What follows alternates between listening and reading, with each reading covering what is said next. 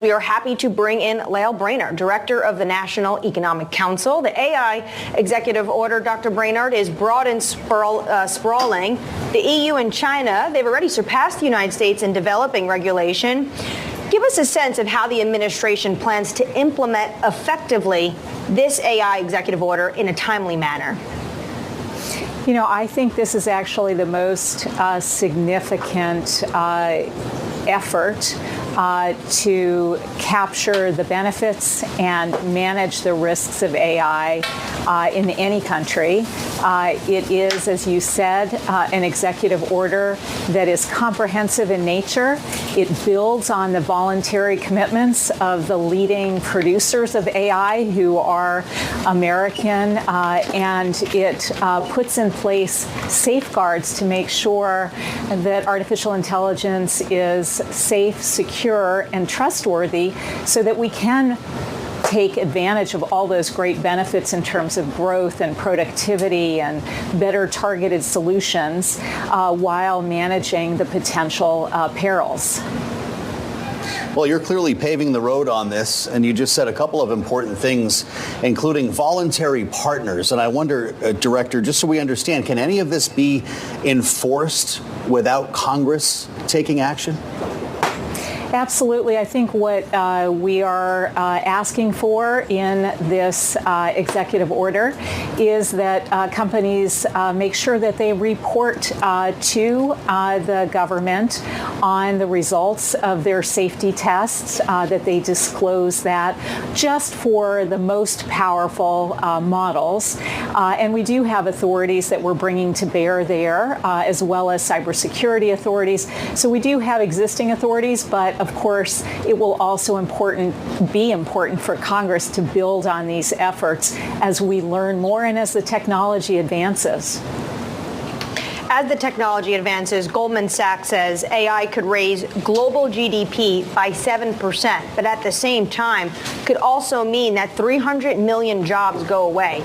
So how does the administration view this when it comes to the labor force participation? How can the U.S. do both, ensure both growth in AI and that Americans keep their jobs? Yeah, that's part of the reason that the executive order has really important safeguards in it for making sure that artificial intelligence that is introduced into the workplace, that workers have voice in how it's deployed so that artificial intelligence increases their capacities, that they reap fair rewards from the deployment of artificial intelligence, that they not be subject to surveillance and discriminatory treatment. And we believe that there's a lot that the government can do to make sure that the benefits reach the workplace and it augments jobs, does not displace, but rather augments the capacity of workers in so many fields. Director Brainard, we've been having a big conversation today in Washington, not only about AI because of the event at the White House, but also the job market and organized labor specifically now that the United Auto Workers apparently have reached a settlement with all three of the big three. This, of course, was a picket line that President Biden was walking on himself just a couple of weeks ago. We heard from the UAW's President Shawn Fain today talking about the deal with Ford last night. I'd love for you to listen to what he said and have you respond. Here's Shawn Fain. This contract demonstrates the incredible power that workers have when they are not afraid to use it. We went to Ford with the goal of not leaving a dime on the table, and we accomplished that. The UAW is saving the American dream, and we are doing it together. I know, Director, that President Biden sees this as a big plus for the economy and took a bit of a victory lap today at the White House. He talked about this during your event on AI. I just wonder, though, from your perch as the director here, looking at the future of our labor market, if you see the genie kind of out of the bottle here, we're hearing a lot about organized labor around the country. The actors' strike has yet to be resolved. We understand the culinary workers in Las Vegas might be next. How concerned are you about this becoming a growing issue and more strikes popping up around the country? Well, I think we see the UAW contract tentative agreement with GM, Ford, and Stellantis as being a very positive outcome of what can happen when the parties really work in good faith and stay at the collective bargaining table. This is really what the president means when he talks about growing the economy from the middle out and the bottom up. Union jobs have always been an important path to the middle class, and in the UAW tentative agreements, as well as in previous agreements that we saw with healthcare workers, with port workers, with rail workers, with writers, in all cases, what we are seeing is good faith negotiations leading to workers getting a fair share of the gains in these industries at a time when American companies are really doing so well. Hard to have a functioning job market, though, particularly in an economic slowdown when thousands of workers are on the picket line. Is that going to be our reality next year? Quite the reverse. What you see is that our labor force has grown tremendously over the course of this year, and we believe that that is in part because workers are coming back off the sidelines attracted by good pay into what is an incredibly strong economy, 4.9% growth. We learned just last week in the third quarter with payrolls continuing to increase. So we see labor force participation as being one of the real bright points of this good economy. The real story, though, in the markets, Director Brainard, is, of course, the surge in longer-term bond yields. And I'd love you to weigh on a bit of a debate that's happening in the marketplace.